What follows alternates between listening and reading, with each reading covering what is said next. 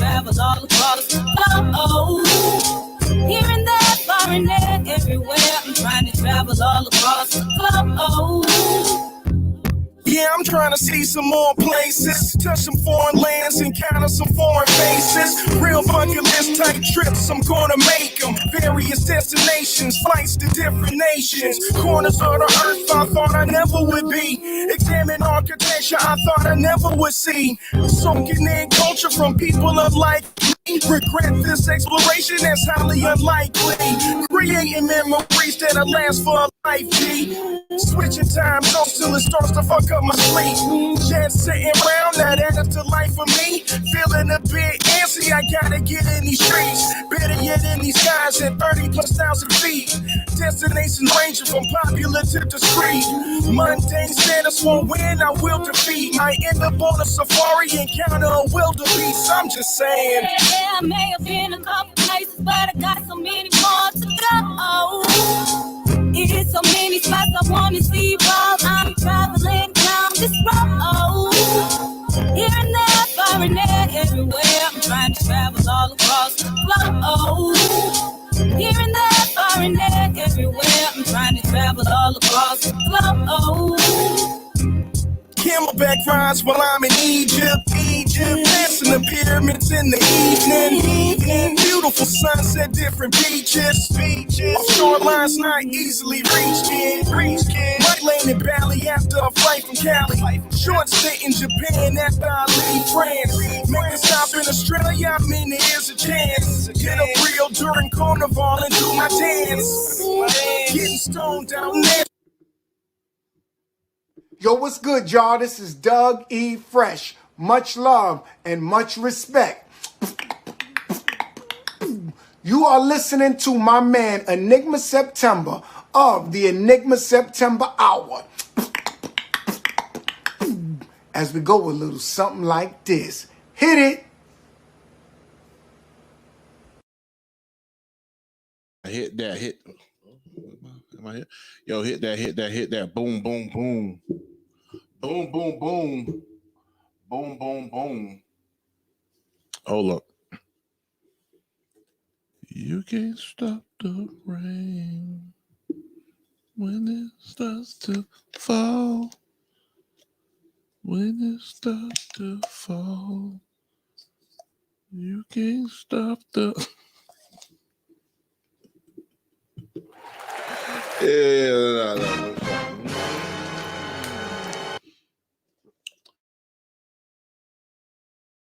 Enigma September.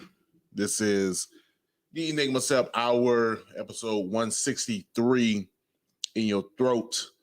What you just heard, of course, was Around the World by my man Ro-Thoro and the goddess LoveSoul Miat.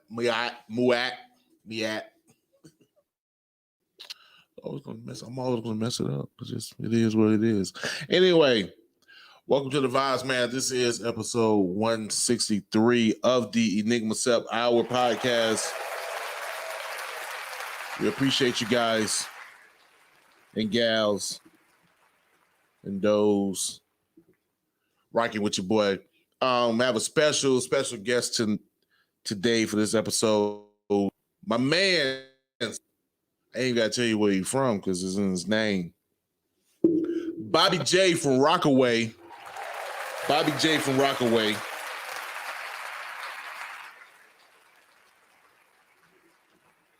He'll fall through with the vibes. You know what I mean? If you don't know, like Rockaway. What's that? Far Beach, New York, all of that. New York, big city, everything ain't always what it seems. Decided to pop this thing off, man, on the live tip. Hope everything sort of up and up on you guys in. Hope you guys have had a great weekend. Actually, speaking of weekend, shouts out to them Rattlers. Nori claps.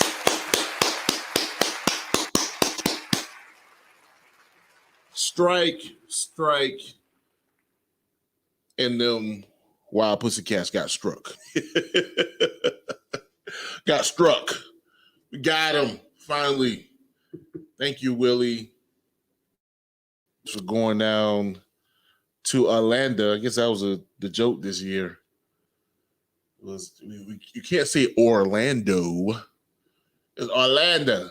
None of y'all that country. Oh, no way out y'all that country. None of y'all that country. But yeah, man, we did the thing. We did the damn thing, and I am presently pleased. Made my day. Really didn't care that Florida State beat Boston College. Didn't care. So what? Didn't care that Florida lost and in turn lost their coach. Didn't care. Don't care. You can keep all that PWI stuff, man. I'm glad BCC got their butt kicked. And of course, I said that on purpose. What you thought? What? Yes, sir. Anyway, because I reps for my city. Speaking of repping in a city, shouts out, man. That's what this man's name. All wrong on the notes. Lord have mercy. I'm glad y'all ain't see the notes. Jeez. No, speaking of the city, man, shouts out to Bosswood, Nario the Dunn. Yo, autocorrect is crazy. Autocorrect is dumb crazy. Because broadcast, major, what do they call it, newscaster. Shouts out to Casanova Nurse. Inside joke. Anyway, I'd be messed up right now. Bosswood, Nario the Dunn, Tally Up, and Tommy Versetti. I said it right. Dropped a video, man. My city. Shout out to my man Wes Haynes. Cash on cash, man. Dope video. Dope song. Not sure who's on beat, but I'm pretty sure it was Freaky Neat, because Freaky Neat doing everything. Maybe get him back on the podcast soon. I don't know how soon it's gonna be, because man, we got work. We got work out here. We got work, and work is being done.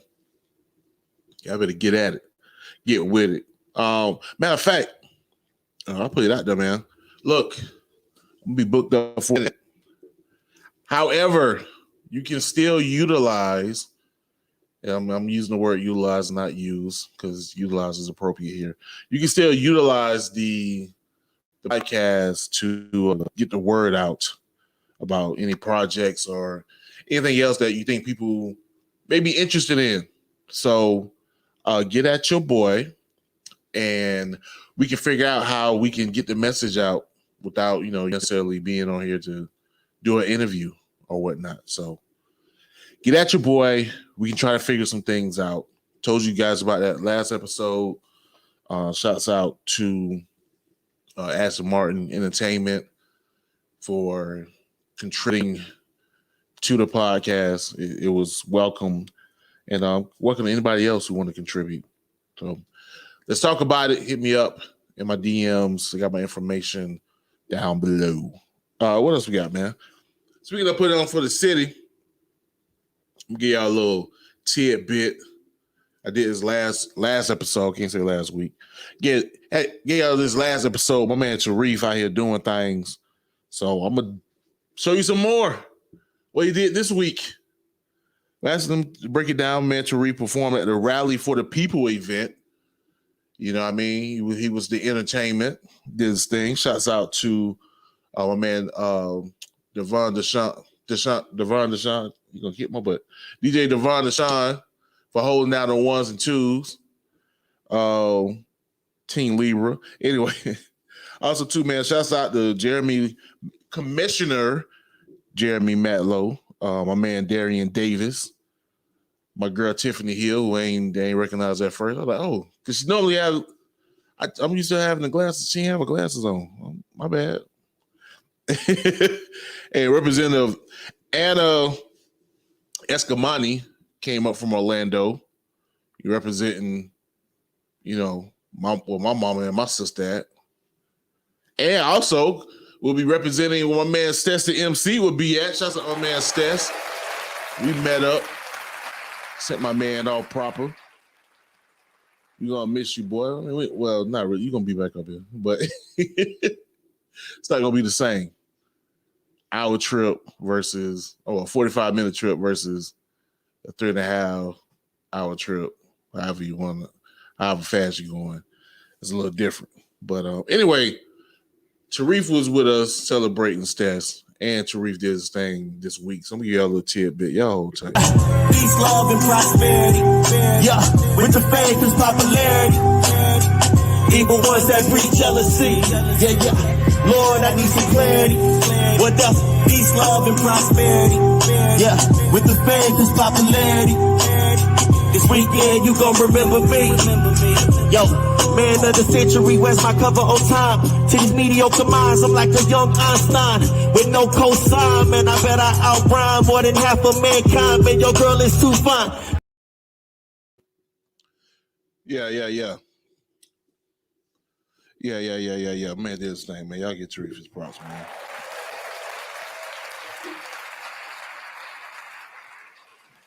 I almost scared. I thought I had posted the minute joint. I had a minute long video of them. I was like, it's gonna be up for a minute anyway. So I think that's all the local news I got. If I don't have your local news, holler at your boy. Put me in the know. I can put you out there. Man, so let's get into the real stuff. Well, not yet. Actually, not quite yet.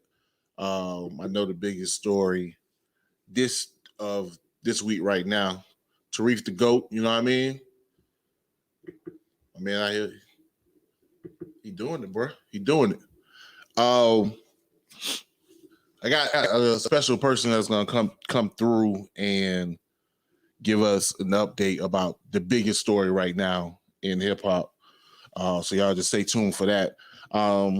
Now, what was the biggest story until the other one unfortunately popped off is the reconciliation of Drake and Kanye. What? Well, let me say this, man. And I know the song has been leaked earlier, and I don't know for whatever reason. I don't know if I just didn't pay enough attention to it, but Andre 3000's verse on "Life of the Party," and I know I'm not the only one who said this. It's the verse of the year, bro. It's a verse of the year. And yes, you already know I'm quite biased. I'm quite biased. Understand this. It's right here. I got it on me. But what if you didn't have it on you? I got it on me. But what if you didn't have it on me? But I got it on me.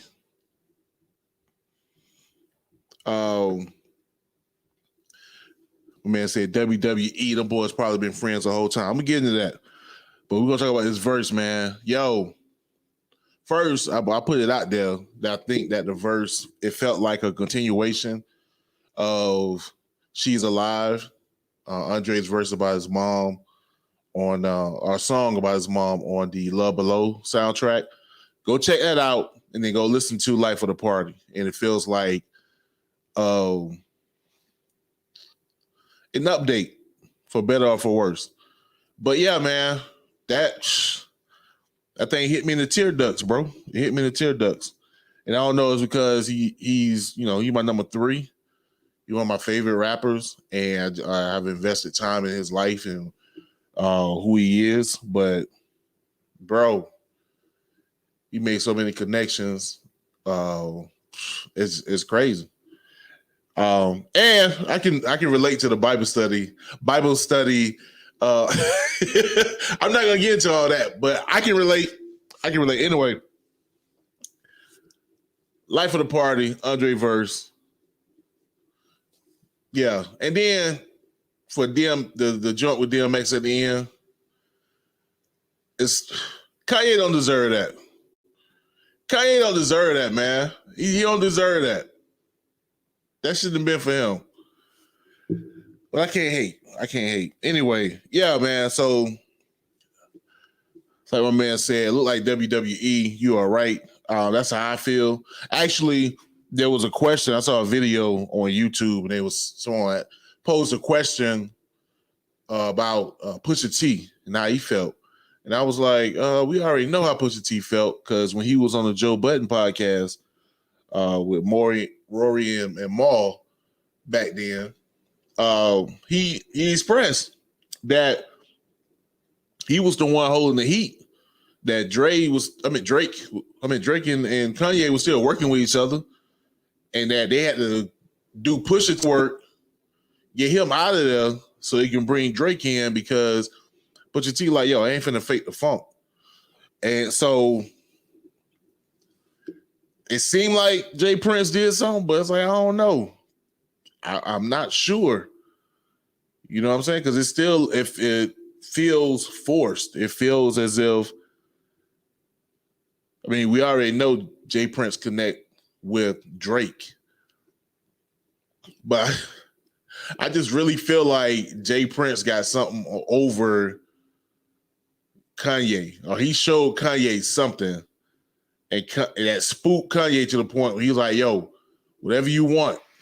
And so now it's set that they are having a Free Larry Hoover concert in LA next month in December. Now, of course, if you took the time to listen to matter of fact, or if you listen to the couple of episodes ago where I clowned the fact that he had Larry Hoover's son on there begging for his dad to be released from prison. I probably shouldn't have done that, because I had to do a little research about Larry Hoover, and probably never be able to go to Chicago ever. Sorry, Backpack. Sorry, bro. I'll have to meet y'all when y'all in Milton. Because I was talking hella smack. Nah, man. It's weird because, yo, I mean, Larry Hoover, what's crazy is, he went to prison for a murder back in 1974. And even that's kind of sketchy because he was with somebody else. And they just put it on him and the person he was rolling with. And I'm just saying person because he's not naming names, but the person he was rolling with, I think, is one of the recognized three kings of the GDs. But anyway, he was in prison for that. But supposedly while in prison, he was running the whole, Gangsta Disciples organization from prison. So in 1997, they came back around, the feds came back around and got him for that. You know what I'm saying? For running the GDs. And yeah, man. So I don't know if the ideal, I don't know what basis that they're on. Other than he's 70 now, maybe too old. I know his son was on the album saying that he hasn't done anything from prison in however many years. He hasn't called any shots or whatever. So, yeah, but I ain't gonna be opposed of releasing the black man from prison. I'm not gonna be like, don't let him go. But you also gotta those who were victimized, you know what I'm saying? And if he was doing what he's doing, how they feel about it? It's two sides to the coin. What you gonna do? But regardless of if Larry Hoover should be free or not, what is going down apparently is in the LA Coliseum, Drake, Kanye, and I'm pretty sure some more people will be in the performing for his benefit. So let's see. Moving forward, what we got? We got a few things. Totally forgot. This is just random. Forgot Andy Mineo dropped Neverland Part 2. That's just me. Neverland was one of my favorite EPs, and he dropped the sequel to it. I just found out last week. It was dope. It was dope. Not even mad. Not even mad. What else we got? Man. Oh.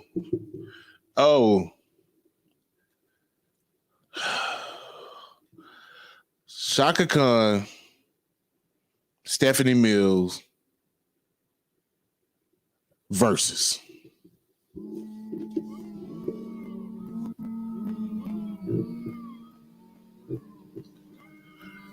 Now listen.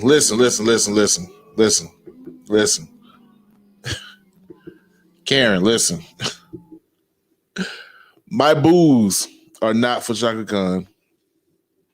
My boos are definitely not for Stephanie Mills. She was a class act and did her thing.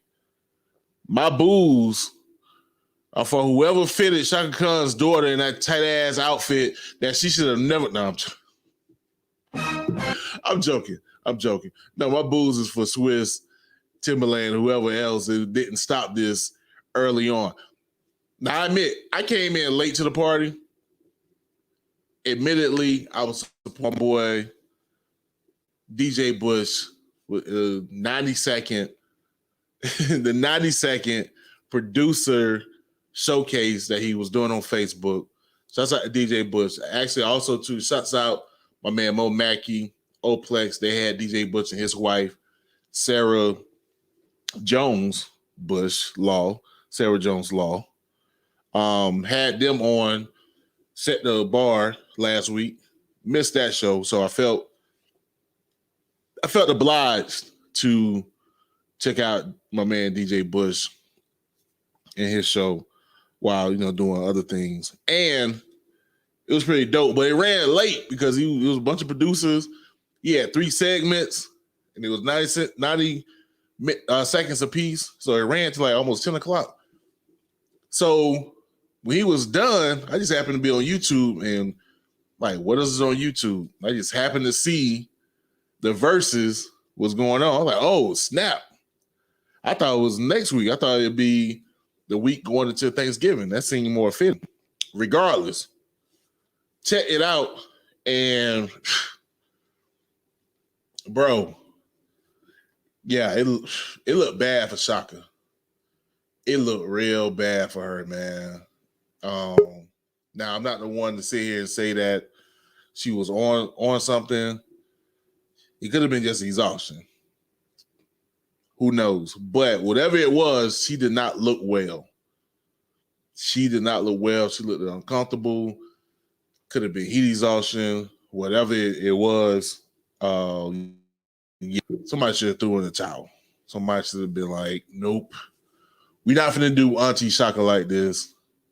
And then I felt like it got even worse because Auntie Stephanie had to step in to help. But, she of age too. So it was wearing her out trying to carry the whole show amongst 2 people. It wasn't cool. It wasn't cool, man. So they should have told him, like, you ain't got to perform. Like, I blame Earth, Wind, and Fire and Ozzy Brothers. I think with Earth, Wind, and Fire and Ozzy Brothers, they're just supposed to sit there, let the music play, and then talk about whatever. But they decided to get up, juke and jam. And now all these other old acts think they got to get up and juke and jam. Sit your old ass down, man. You got to juke and jam. Just play and relax. Calm down. Just tell us stories about how the songs came about. That's all we want to know. Anyway, we're going to get into it. Anyway, I'm going to give them their flowers anyway. We're going to give them their flowers. Especially in this day and age. They still here. I'm going to go out in the bang. We'll give them their flowers, man. Anyway, man, we're going to go ahead and let me see how I can do this real quick. get into the story of the week. Unfortunately, I just want to set something up. So, of course, we all know that we lost one of our own, young Dolph, on my dad's birthday, November 17th, to gun violence. And so, ain't gonna act like I was on young Dolph like that. That's a golf over and say golf before, that'd be horrible. I wasn't on young Dolph like that, but knew somebody who was, and I was like, yo, is anybody from Memphis that knows something? She gonna know something. So I'd rather her speak on it. So without further ado, reach out. Got my girl, Egyptian Gypsy, in the building. Hey, y'all. With the Def Leppard shirt. I like it. All right. So I know, I don't want to get too hyped because I know we're talking serious business. Man, we just start off and let us know what's the energy in Memphis right now? Especially in South Memphis. Honestly, I haven't left my house. But the energy is real sad. It's real, it's messed up. Everybody is grieving young Dolph right now. So I know I cried like a baby for 2-3 days straight. Yeah, it's real sad right now. No, it's kind of funny. I mean, funny in the sense of, I guess, irony that I'm rocking this Biggie shirt, and Biggie is my favorite rapper. So being that I was 16 when he passed, it really hit me. Right. I can know that's if I can relate to anything in regards to how this must feel, it's to that. You know what I mean? And I'm pretty sure there were a number of people in Memphis that, worldwide actually, but in particular in Memphis, that looked up to Dolph, and actually him being there, had to be made this more impactful than even, being a fan of somebody like I was that was far away, that almost touchable. But you actually knew Dolph. I know you expressed he actually, gave you advice in your career. How does it affect you moving forward? Just with, again, just knowing that, you trying to come up in that city, in that environment. I ain't gonna lie, it's gonna make me go harder because, a lot of people in his position, well, I ain't gonna say a lot, but, sometimes people act too big, you know what I'm saying, or treat you like you're too small. He was cool, and he didn't mind helping. And since he's gone, his death can't be in vain, and it just really just make me want to go harder because what he was trying to do for the community, people not trying to do that. People not trying to give back to Memphis. If anything, Memphis is a dog eat dog, snake eat snake type of city. Everybody hustles, everybody trying to come up. So the moment somebody passes somebody, it's a problem. So he was trying to give back, and he helped a lot of locals. He messed with a lot of locals. He was cool. And honestly, I think what hurts the most is his kids. Right. One time, he had came to, because, I used to manage Foot Locker. So he had came to the store, he was shopping, he had his son with him. You know what I'm saying? So I got to see him more on a personal level, just because of the situation, the circumstances, but I got to see him as a father. You know what I'm saying? I got to see him just cool and chilling and not the artist. You know what I'm saying? So that's the image that I have of him. I don't have the flashy artist big Dolph. I got to see the real him, and I ain't gonna lie, they just messed up. I feel like if anybody around the world, but especially from Memphis, we gotta put an end to this because it don't make no sense how they doing stuff. Like a person can't even be successful. Whew. And then the way they executed him, you know what I'm saying? Like that just. But yeah, I just anything is gonna make me go harder.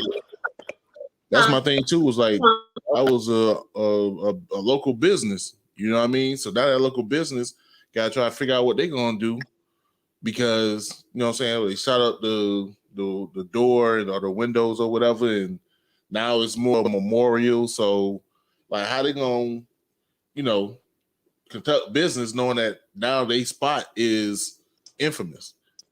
You know, I ain't gonna lie, I'd be traumatized. I'd be traumatized to experience something like that. Yeah, I don't know, but I definitely feel like the city of Memphis we need to be more positive. We need to help each other. We need to definitely cater more to our youth. You know what I'm saying? Because the dudes that did that, you could tell they was young. You know what I'm saying? It's like it just trickled all the way back down to the youth and the guidance that they're seeking and the people that's they looking up to. And not to put the blame on nobody, but it should definitely be a wake up call. And when I was a manager, when King Von had passed away, all my part-timers, they was just crying and boo-hooing, and I felt for them, but I didn't feel it. But when this happened to Dolph, I felt it. You know what I'm saying? So I had to go back and tell them, like, I apologize because I didn't know y'all was grieving like that. You know what I'm saying? It hurt. It hurt a lot.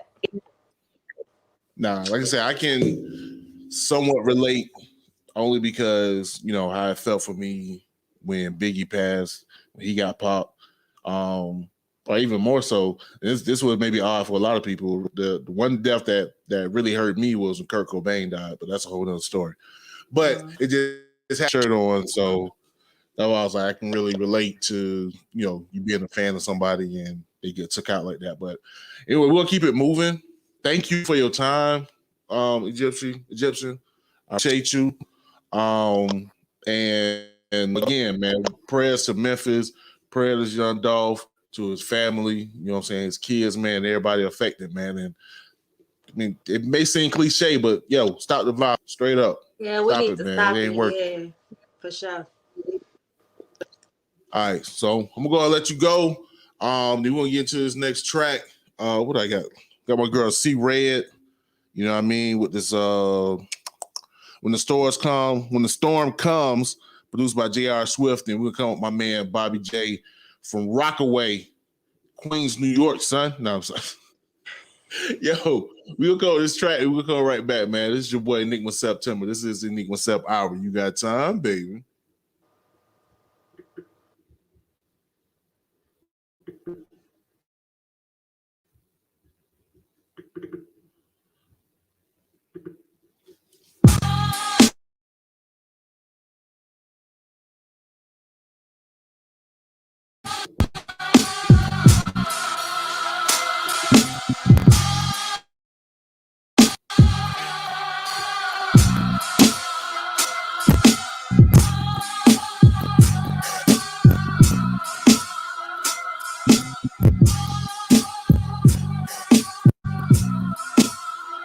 Yo, torn between Malcolm and Martin in my Galveston apartment.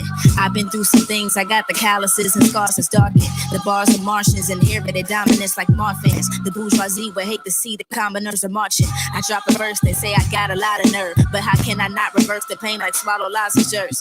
Thinking like a boss with no days off to balance, working on myself and on my craft and how to drop my thoughts.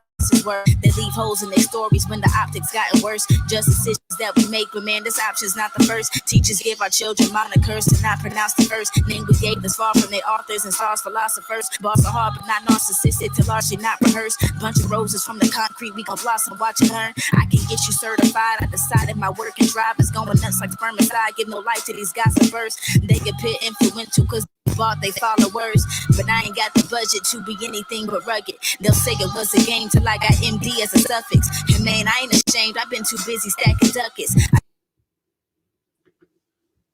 All right, boom, boom, boom. We back. This your boy Enigma September, and this is the Enigma Sept Hour. What you just heard, my girl C Red with the banger, I almost forgot. I forgot how much of a banger it was. I just playing it just to play it, and that girl's sick. Anyway, without further ado, speaking of bars and coming with bangers, and Bobby J from Rockaway in the building. What up? What up, man? What up? Thanks for having me. You, I'm good, brother. Thank you. Thanks for you being on, dog. You don't even know. I appreciate you, man. For real. I appreciate you, bro. Thank you. Yeah, matter of fact, I put the story out there because it's kind of I find it's funny. I think it's funny. I hope everybody else find it funny. So I had been wanting to hit you up for a minute. I think I got one of your tracks maybe like a year ago. Okay. And so ever since then, you know what I'm saying, I was like, yo, this is somebody who I think would be a dope guest on my podcast, because most of the artists I have on the podcast are usually local in the area I'm in down here in Tallahassee. So we want to reach out. We just wanted to find the time to really do it. You know what I'm saying? To really, go at it, make sure everything was set up. But shout out to my man Swiftz the MC, because he was like, yo, you just gotta do it. You know what I'm saying? Just go out, reach out. Worst they can say is no. So I was with my wife. We was rolling around. That was just like, screw it. All right, I'm gonna reach out. So the first artist I reached out to, oddly enough, was another white rapper from New York named Andy Mineo. And I was just like, he ain't gonna respond back. Well, whatever. Sent a DM. So like, yeah, didn't expect anything, nothing happened. But then I was like, okay, I'm feeling bold. You are the person I really want to interview in the first place. Let me hit up Bobby J, see what he's saying. And he just hit back. Yo, I'm with it. I'm like, oh, snap. All right. It's 9 times out of 10. It's that simple, dude. Like, you'd be surprised what, like 9 times out of 10, the connections I've made are all through social media. So, a lot of not all of them, but like a lot of the recent ones, man. It's just someone follows you, you follow somebody, you start a rapport with them. The worst thing someone can say is no. You're right. So that's how I always do it. You know what I mean? No doubt. You'd be amazed what you can accomplish if you just ask. You know what I mean? Bro, and that's what I've been finding out. So again, shout out to my man Swiftz, who also too just happened to be a white MC. Actually, y'all got a connection in that. I'm gonna give a rundown to your bio real quick. It was on the got a connection with your man MC Search. Because man Swiftz, he was on, he auditioned for the White Rapper show like back in like 20 whatever.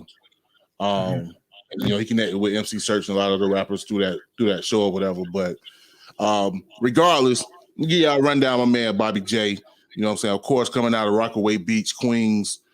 Man, according to his bio, he grew up in a household. You know what I'm saying? His mom played classic rock. You know what I'm saying? His dad played disco, soul, and Motown.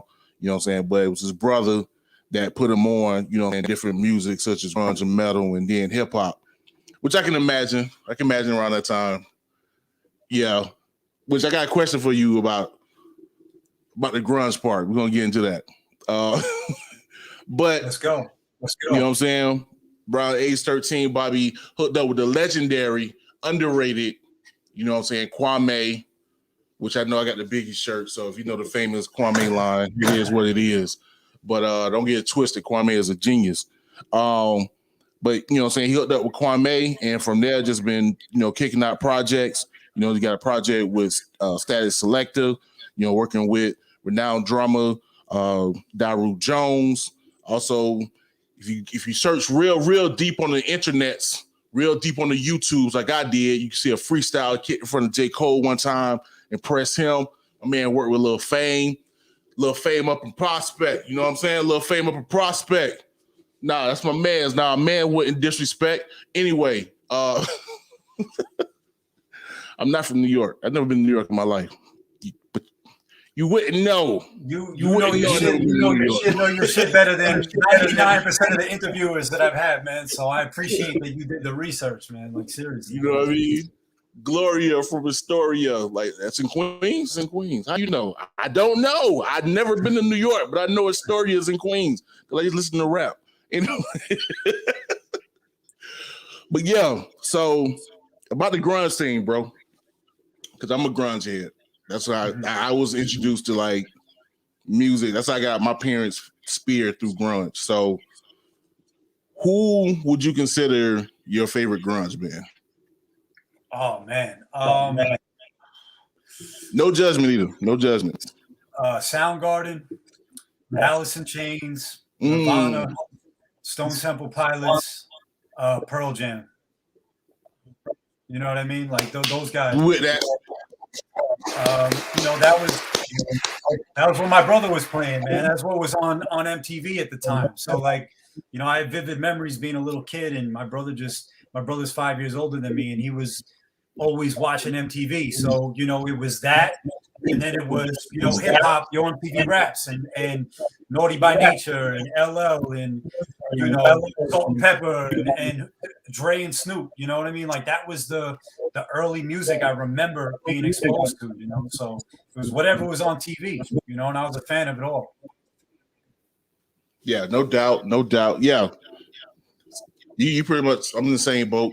That's Nirvana, Soundgarden. Actually, I didn't get into Alice in Chains until later. I don't know. I wasn't a big fan at the time because I was maybe like 11 or 12. But later on, I was like, oh snap! Like the Rooster is like one of my favorite joints. So yeah. So when I saw that, I was reading the bio. I saw that. I was like, oh, okay. I'm with that. Grunge head, for better or for worse, a new metal head. Those people out there, don't judge me. Don't judge me. Me too, man. Like I like it all. So you know, there's no judgment over here. Like I think people try to act like they weren't a fan of the new metal movement when it was happening, because it's like there was the backlash against it, and it's like, oh, you listen to these guys, like they're corny, but it's weird, man. Everything's you know, cyclical. So now that shit is starting to come back again. Like Limp Bizkit just dropped a new album, and you know, I don't believe in music you're not supposed to like. You know, it's either good or it's bad. You know, I don't really care what other people think. No, word. That's real. Now, what I can tell, you know what I'm saying, going through, you know what I'm saying, your discography and things of that sort, you definitely represent your city. And I can understand the sentiment as well, coming from Tallahassee, which of course our probably most famous musician is T-Pain. But yeah, I come from a city where you just feel like you just have a chip on your shoulder. You know what I'm saying? You feel like in Florida, amongst the Orlandos and Miami and Tampa, you know, Tallahassee gets shorter than the stick, and you really feel like you got a rep in your music or whatever. And so that same vibe from you when it comes down to Rockaway. You know what I'm saying? Is that true? And what is the feeling? Like, what is the feeling of having to, you know, if you go to Brooklyn or any other part of Queens, having to say, like, look, don't get twisted. Like, I'm a rep. Well, yeah, it's definitely true, because if you look at Queens as a borough, you know, it's for some of the most iconic rappers ever. You know what I'm saying? And everybody knows, you know, Jamaica. Everybody knows Hollis. Everybody knows Flushing. Everybody knows Queensbridge. You know what I'm saying? Like everybody knows those iconic areas and the legendary rappers that came out of it. But when it comes to Rockaway specifically, you know, the rappers that are in the consciousness of hip hop fans is really like MC Search, Chinks, rest in peace, Stack Bundles, rest in peace. And then, you know, there's just, if you're really ahead, you know that, you know, Father MC's from out here. You know that, you know, Comez spent some time out here. You know, MC Light spent some time out here. I just found out recently that Shock G has footprints in Far Rockaway. I didn't know Big Cat was from out here. Kelly Price. You know, and that's like, you know, people that are really in tune with the neighborhood and that are from here know that. But for me, it's like, you know, I wanted to put a spotlight on a part of New York City that people rarely get to see, because though we're Queens, it's so different from other parts of Queens, because I grew up on this peninsula on the southernmost tip of Queens that's connected to Long Island on one end. On the other end, you're closer to Brooklyn. And we kind of have this isolated space where we live on the beach, and we have this whole like surfing culture and beach culture out here. We have a boardwalk. You know, if it's the middle of the summer, you could be standing on the boardwalk looking at the beach and not even know you're in New York City. You know, you see people surfing in the water, you see women in bikinis, you see people enjoying themselves on the beach, and then you turn around and you see the A train, you see, you know, high-rise apartments, you see projects, you see middle-class homes, you go, you know, 2 miles in this direction, you see houses that look like they're in the Hollywood Hills. So it's kind of this like land of opposites is the way I've always described it. It's like, you know, you have a section that's predominantly white. You have Far Rockaway, which is predominantly black. It's like this.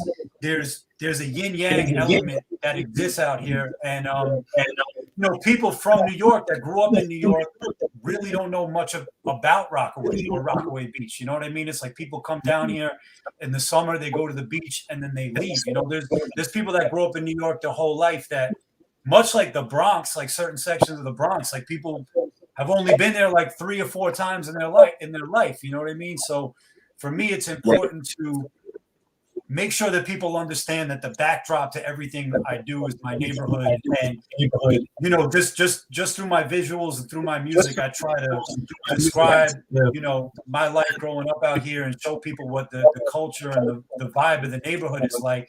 And it's just dope now because there's like a renaissance happening out here. You know, there's other rappers that are local that I'm aware of, other artists that I'm aware of. There's a kind of revitalization of just businesses and, you know, chefs coming into the neighborhood, and Far Rock Shop. You know, we have a clothing brand that's really repping the neighborhood and shit like that. So there's a whole lot of creative energy that exists here that didn't exist, or I didn't even know about when I was growing up. And a lot of it is just, you know, social media and the internet and people connecting, you know, through like common interests. So, you know, it's dope to see Rockaway like kind of have this spotlight on it now. You know what I'm saying? And it's dope, and it's weird to me because, like, to me, I grew up out here and I always loved it. I always thought it was dope. Now it's just other people are starting to realize and catch on, whether it's from other parts of the city or people coming from other states and other countries and experiencing it. So it's cool, man. Like, I'm happy to have my neighborhood in my professional name because it's like, yo, this is the place that made me who I am, you know? Right. Like I said, the person that came from my city, he did that. The TNT paying is for Tallahassee because he you know what I mean? So no, I definitely can vibe with that, understand like I said, the feelings, you know what I'm saying? You just feel like, yo, it's a lot of stuff here and a lot of people, you know, underestimate it.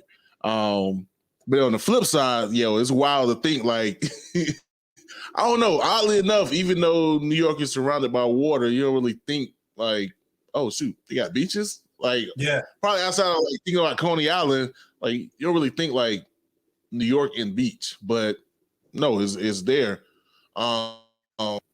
Actually, it had me. I don't know if you, because not a lot of people don't, because sometimes it's corny. Nah, Saturday Night Live just had a skit about Staten Island. I just watched that today.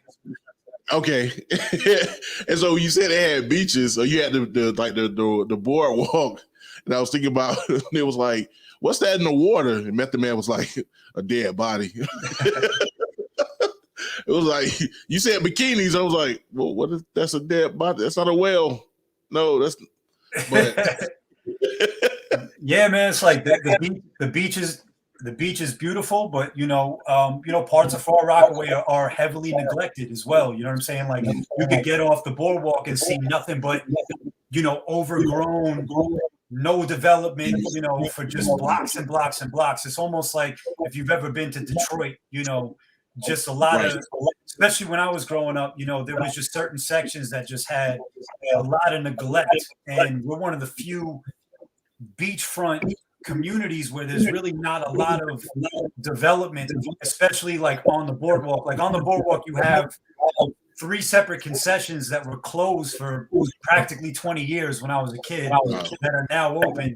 You know, you usually see hotels, you would see restaurants, you would see things of that nature in any other community that's like mine. But there's still a lot of underdevelopment and things that need to be done. But it's starting to come back. You're starting to see a lot of new like revitalization projects and things of that nature. But like I said, it was no man's land for a long time, you know. No, I got you. This is what we're gonna do. You know what I'm saying? We're gonna give Bobby J by a good. I'm gonna give you by a good 10 more years in this rap thing. Then we're gonna have you run for mayor, bro. This is what we doing. This is what we doing. Have my man run for mayor. I don't want any political smoke, man. I'm good. I'm good. Yeah, it'd be partisan. I'm non-partisan, so be non-partisan. Running for mayor for the whole Rockaway community. Anyway, I'm being silly. I'm gonna get mad. Mad plain, mad corny. I'll put my wife up there real quick before I get corny. I think it is like being, like I said, I got love for New York, clearly. But I never been up there, so just some of the intricacies about the communities and things of that sort. Like, it's interesting to get a first person aspect of what's going on. You know what I mean? But if you can get to the corniness, regular question, already know, but we're gonna do it. Oh, right, my man. I was like, wait, what? You even ask me no corny question. Now he'll be back. When he gets back, I'm gonna let you guys know before he gets back. I'm just gonna ask him for his top 5. He's back. Let's see. I don't know what just happened, man. I'm sorry. I hope it's not my connection, dude. So nah, you cool. All right, we're gonna get. That's just the Lord telling me to get to it and stop playing around. So I'm going to get to it. Corny question of the week. Everyone asks this question. I'm gonna do it anyway. What's your top 5? Who's in your top 5, bro? You're on the hot seat. Black Thought. Method Man. Okay. Jay-Z. I gotta throw Eminem in there. Let me see. That 5th one is always the hardest. Right. I would have to say, look, I'm leaning towards Big because the first rap album I fell in love with was Ready to Die. But I hate the top 5 conversation, man, because it's like I can't discuss those guys without talking about, you know, Rakim and Big Daddy Kane and Cool G Rap and, you know, Melly Mel and Grandmaster Caz. Like, all those guys were influenced by those guys. So it's like, that's my personal top 5 because those are the guys I look to for inspiration. But, you know, there's no denying, like, if there's no Cool G Rap, there's no, you know, there's really no lyrical rappers. You know what I'm saying? So it's like, I got to acknowledge those guys as well. No, I get it, bro. Like, the way I look at it is, you know, top 5 is just your personal. You know what I mean? Just like you said, influence you. And actually, you named 2 of mine. That's Biggie and M, which is surprising because I swear I'm like the last person that love real hip hop is still like Eminem. I don't get it. But anyway, but other than that, but the thing is, even with M, I could be like, yeah, there's some stuff he kind of put out that I was like, yeah, but I can't deny the influence of the Slim Shady LP and the Marshall Mathers LP. Like, that had a rapping or whatever. So I can't deny that. It is, even if I know that there may be someone who better. Like, for me, objective, I think the number one MC outside of just what I like would be KRS-One. He's not in my top 5, but if I was to be like objectively, if there's someone who I think embodies whatever, it'll be him. So no, my whole thing is, whoever top 5 is your top 5. That's just your flavor. You know what I'm saying? What you feel like. Anybody don't like it, they can kiss your ass. You know what I mean? Yeah, and you know, it is what it is. It changes too. You know, it's like on certain days I might be feeling a certain way. On certain days I might be feeling another way. But it's like, you know, those guys, specifically Black Thought, specifically Meth, you know, guys like Royce. You know what I'm saying? Like those guys keep me on my toes, man. Like I listen to them and it's like I gotta stay sharp, man, because I look at them like they set the bar, you know. Right. I feel the same way, like cats like Fonte, you know what I'm saying, from Lil Brother and Kendrick Lamar. Like those are like kind of like newer cats where they came out after I was kind of already established myself, but I can't deny my admiration and, you know, looking at what they was doing and try to not use, but, you know, take that influence into how I did later projects or whatever. So no, I definitely, like you said, it can change at any point. I have changed my top 5, you know, saying time and time again, but like I said, it's one of those things, because I know for my audience, where I'm around, you may be newer to them, so it's like, yo, let me give y'all a little. We're not gonna get into the fact that he got a whole and how that happened. We're not gonna get into that because y'all ain't ready for all that right now. We're gonna give y'all the surface level Bobby J and go from there. You know what I mean? But also too, man, before we get into the music, which one do you prefer? Do you prefer performing or do you prefer being in the studio? Being in the studio. I think the creative process is I think if you speak to any artist, rapper, or singer or whatever, I think most people are in love with the creative process. You know what I'm saying? Like I love sitting in the studio, listening to beats and, you know, starting something, you know, going from start to finish and seeing the evolution of something, seeing the evolution of an idea, you know, turn into a song. That's like the most fulfilling feeling you can have. You know what I mean? It's like magic happens. It's like you're not even doing it. So for me, like just being a writer, taking an idea, it might start from a word or a phrase or a hook idea or, you know, a concept, and seeing that come into fruition, and then being able to take that idea and that song and put it on an album, release it, and potentially perform it in front of people. That's like, you know, each song is like a baby. It's like, you know, you have a unique relationship to every song that you make. So yeah, the creative process 100% is my favorite part. Dope. And also too, I want to know is do you start writing first or do you need the beat? So my process is, you know, I listen to beats first and foremost. You know what I mean? It's whatever beat jumps out at me, whatever music speaks to me first. And, you know, when I listen to beats, I pretty much give it like the 10 to 15 second treatment, because I try to put myself in the shoes of the listener, like the passive listener that doesn't care. You know what I'm saying? They're going to give you like 10 seconds tops. So I try to keep that in the back of my mind when I'm listening to beats. You know, something should jump out at you and something should grab you immediately. And that's always the way I've approached it. And for me, I used to be a writer. I used to write everything down on either paper, or on the computer, or on my phone, or whatever. And I've come to realize that process to me was like almost like a middleman. You know what I'm saying? I would get so obsessed with how, because I'm kind of like OCD with my shit, where I would get obsessed with how the shit looked on paper, and I would be so enamored with that process that I wouldn't even think about what it would sound like when I recorded it. And for me now, I go straight to the microphone. Like the microphone is the blank sheet of paper to me.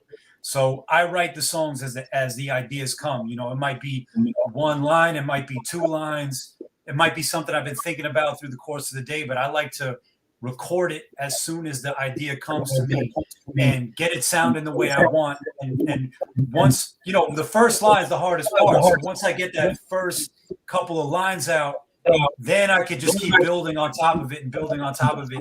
And you know, that process has really kind of taken over for me in the past couple of years. And I feel like it's made it much more natural for me.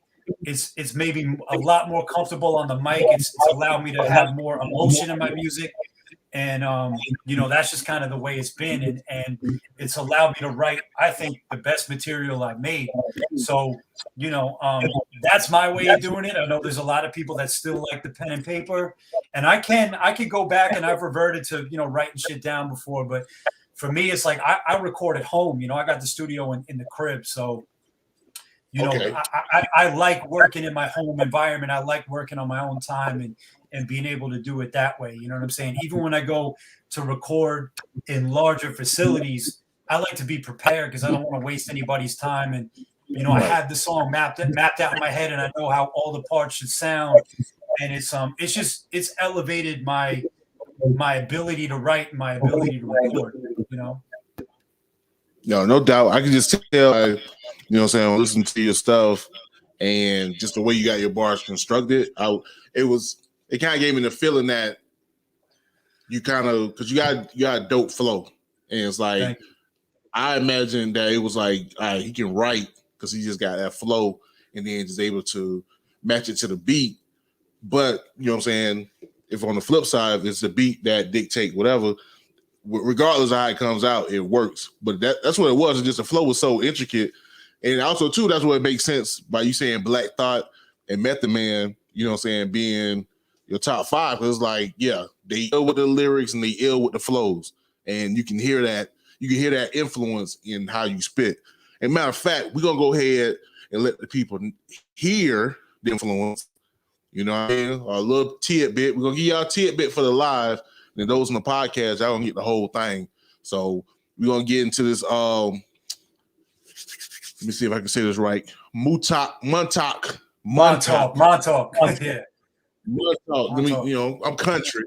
You know what I'm saying? Southern accent. You know, my man Bobby J, Mike Fiya, produced by Neff. And then we're gonna hit y'all was from Rockaway. So y'all stay tuned. This is Enigma Sept Hour. You got time, baby. I talk my talk, call me Bobby Boz Gags. Hey yo, Neff, what up?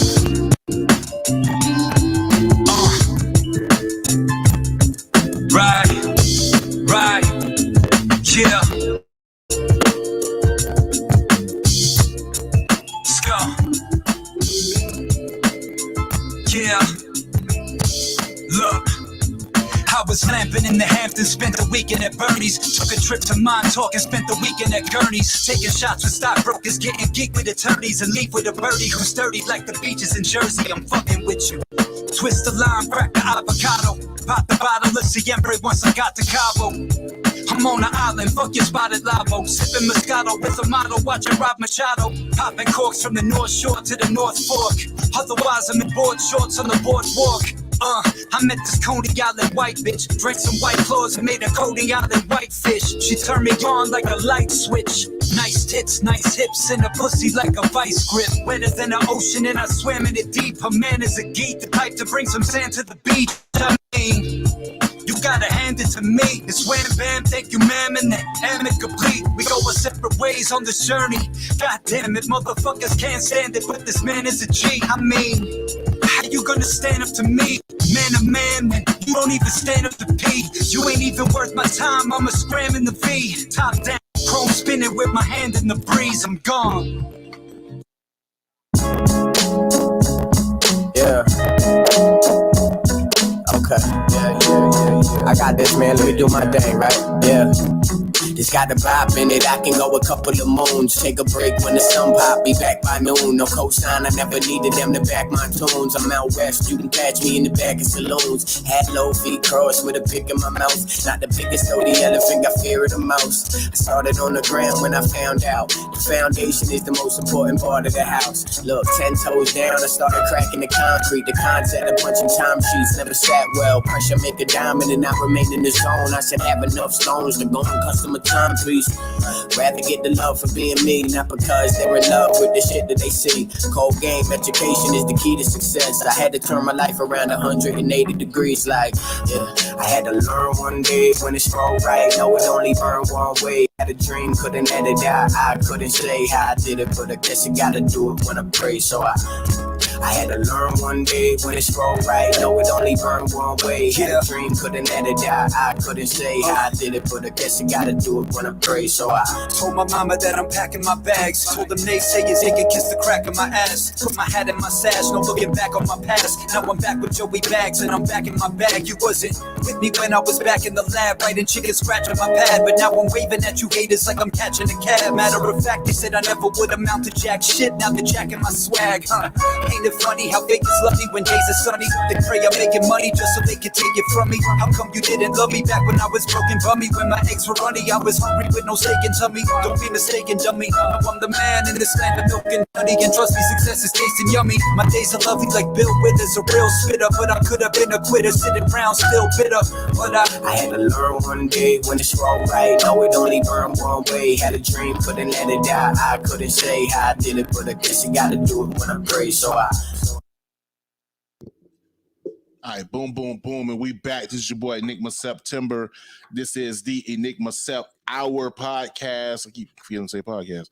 Anyway, what you heard was Montauk, my man BobbyJFromRockaway, featuring Michael Fiya, produced by my man Neff, and one day Bobby J and Rockaway and Joey Bags, because he was with Joey Bags. That's how it went down, man. Yo, fire, bro. Thank you. Fire. Thank you. Undeniable. I love the flow. I just appreciate you, man. Thank you. I wanted to come with the verse. The only thing I remember was white bitch and white fish, and I just got a nice kiss with a pussy like a vice grip. Like, what? He can get away with that. I can't do that. White bitch. I'm like, huh? Nah, that was years ago, baby. That was years ago. Anyway, she watching right now. I'm still gonna get shot when she get home. Anywho, all right, man. So the latest project you dropped, if I'm correct, make sure. Hopefully, I did my research right. Trying to be like Nori. I did my research. I know you guys, but I still did my research. If I did my research right, last joint you dropped was the Endless Summer joint, right? The EP with Static Selector. Yes, so it's between Endless Summer with Static, and then I put out a project with a drummer named Daru Jones called One Mic and Drum. So they came out a couple months away from each other, but those are the last projects I put out. Yeah.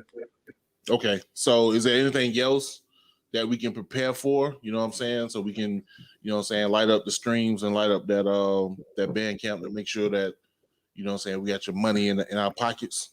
Yeah, man. Money in your pockets and then in our pockets on our phones. Yeah. Yeah, we got I got a project coming out with an artist named Hush out of Detroit called 718-2313. We actually have a single out right now called Monsters Are Due on Maple Street. That's out on all streaming platforms. But yeah, it's really like a meeting of the minds. It's like we got a bunch of MCs from New York and DJs from New York, and we got a bunch of MCs from Detroit and DJs from Detroit, and we're all, you know, it's like we all have, you know, mutual influences between the two regions. And I've been going back and forth between New York and Detroit and recording with Hush, who produced the whole album. And for those people that are from Detroit, like Hush has been active in the Detroit scene for 20 plus years. So yeah, man, we've been working on this album for like the better part of this whole pandemic craziness. And, you know, it's finally finished. We're just getting the artwork and all the visuals and stuff done now. And that should be out top of 2022. So yeah, that's 718-2313.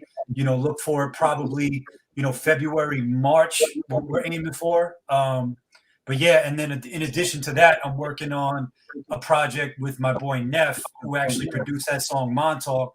And we've been working together for a while at this point. Like, I met him through Static. He was kind of Static's right-hand man, and he's also a producer himself. He's fucking incredible. So we've been working on an EP together as well. So, that'll probably come right after. But yeah, man, aside from that, it's just been trying to do a bunch of features. Like, I got a bunch of features in the chamber that, aren't really in my hands. It's waiting to come out on other people's projects and things like that. But I got something with Chris Rivers coming out. I got something with Copyright about to drop. I got something with my boy Dom Dirty, my boy The Truth, my boy Cold Shoulder. Who else? Who am I forgetting right now? I know there's more than that. I always forget. I'll drop it in if I remember. But yeah, there's some nice features on the way as well. No doubt. Matter of fact, I was just showing my man's a picture. I met Chris Rivers down in A3C back in 2015 or whatever. I think he was one of the first of many people I met at that conference or whatever. And I was like, oh, Big Pun, son, let me go take a picture. But don't get twisted. My man dope in his own right. So y'all very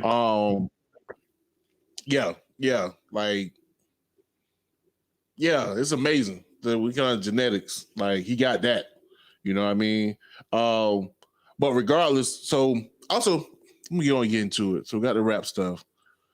But also, again, like Nori without alcohol and without my DF, I don't got my DJ EF in, but I did some research and I saw my man joined the Wedding Bang Gang recently.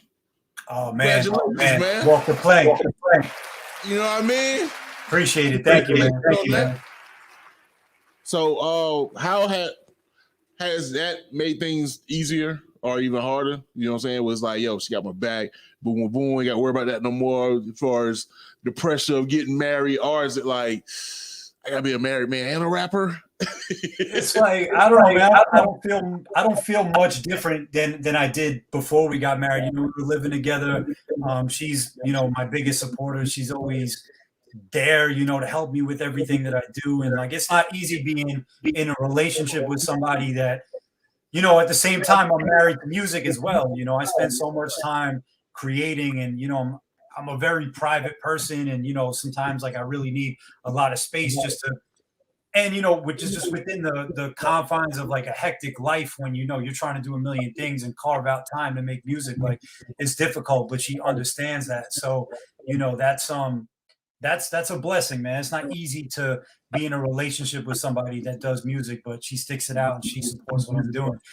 It's a little difficult because right now I'm kind of in between living situations because we're trying to build a house and get all that stuff done. So, we're in a home with other people and sometimes recording can be difficult, but it's it is what it is, man. You make it work. If you love something, you want to do something, and the people around you respect what you're doing, they find a way to support you, and it's all good. So, yeah, man. But like the difference between what my life was pre-marriage to what it is now is the only difference is I got this ring on my finger, man. It wasn't much different before. We were living together. We've been together a long time. So it's just a formality, Now she can go on my health insurance. So.